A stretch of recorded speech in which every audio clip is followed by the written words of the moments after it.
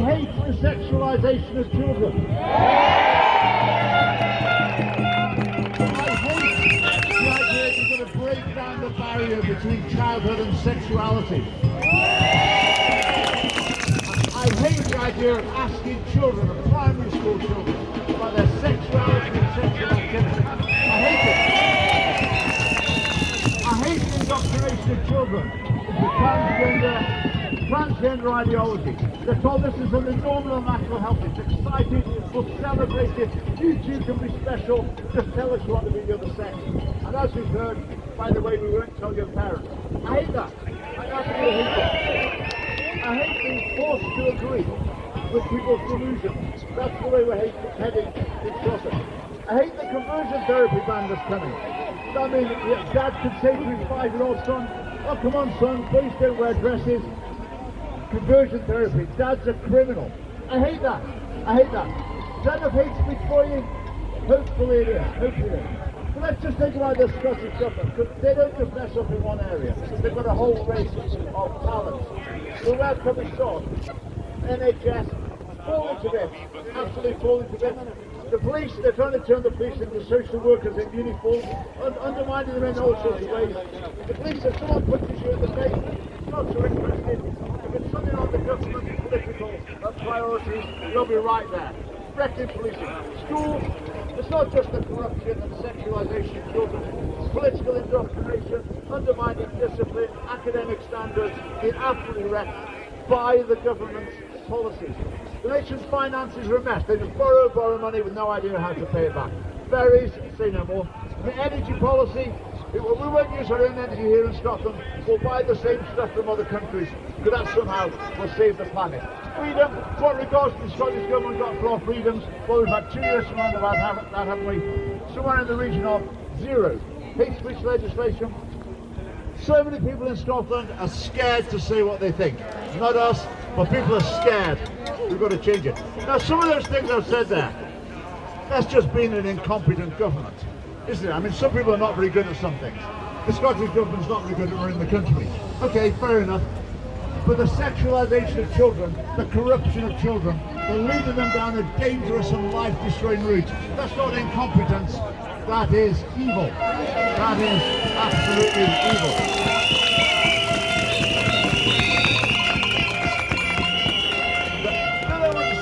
It's really important. We don't see this as a one-off issue.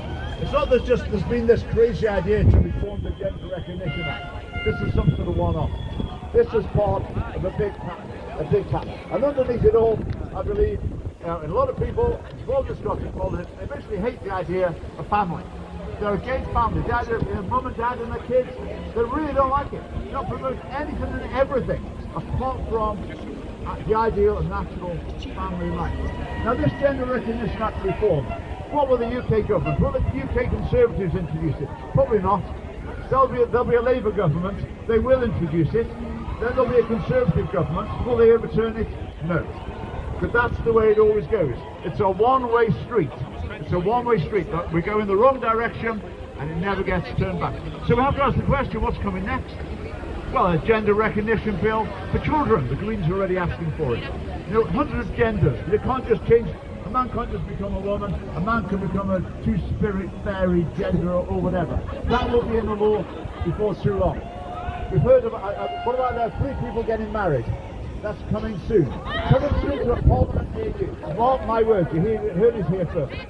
Birth certificates with no sex on. It's coming. And the ultimate, the thing that terrifies us the most is the sexualization of children, resulting in justification of paedophilia.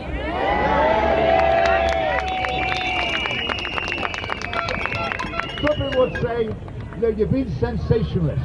That's not justified. It is. If you look at what people are saying, they talk about sexual rights of children, children's rights. Children should be treated the same as adults. Anything an adult's allowed to do, a child should be allowed to do. Children need liberating from the control of adults.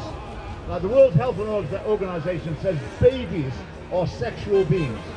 So at all age, children are sexual beings. So these organizations call the shots, and the Scottish government, they don't think they have a mind of their own, they just go along with it. They go along with it. It is appalling, and that is where it is heading. So what we do, we're here about this one particular issue, but the really important thing, we mustn't get into the habit of just protesting one issue, and then that one dies down. Then the next crazy thing comes up, we protest that one, then that one dies down. And it just keeps on going. So we have battle after battle, we keep losing them, and it heads further and further in the wrong direction. We've got to fight this whole agenda. The whole agenda, hook, line and sinker. Now, I've seen a few of the suffragette colours around here. I would like to congratulate all the women in Scotland who've been involved in this movement against the crazy Gender Recognition Act reform. Let's give it a round of applause now.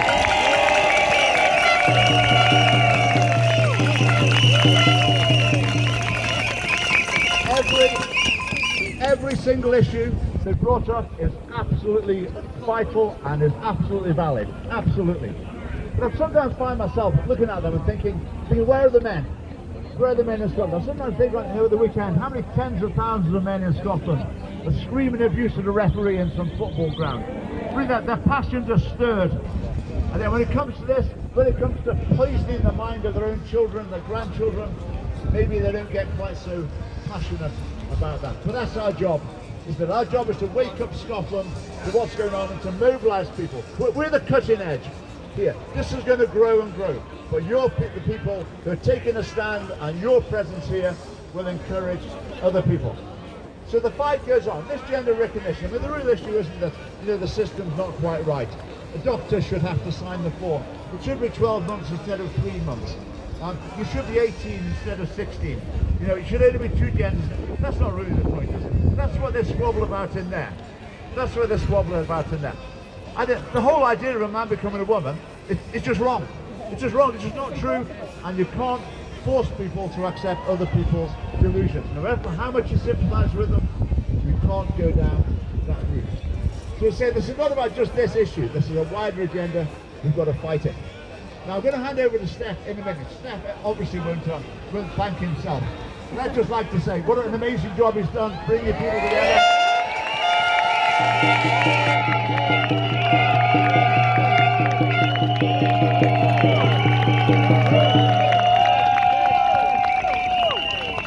There's people of all sorts of walks of life, all sorts of backgrounds. Obviously, it's the family party, we're fighting against this, but other people in other ways as well, fighting against this same agenda. I always say with Steph, when Steph rose to prominence as a poet, he could have gone down the line. He probably would have had an OBE by now, I think. Probably would have had his own TV programme. But Steph decided, no, as we've decided, there's more important things than that. And when it comes to rating things, nothing comes higher than protecting children. So we'll give Steph a class for getting all this together.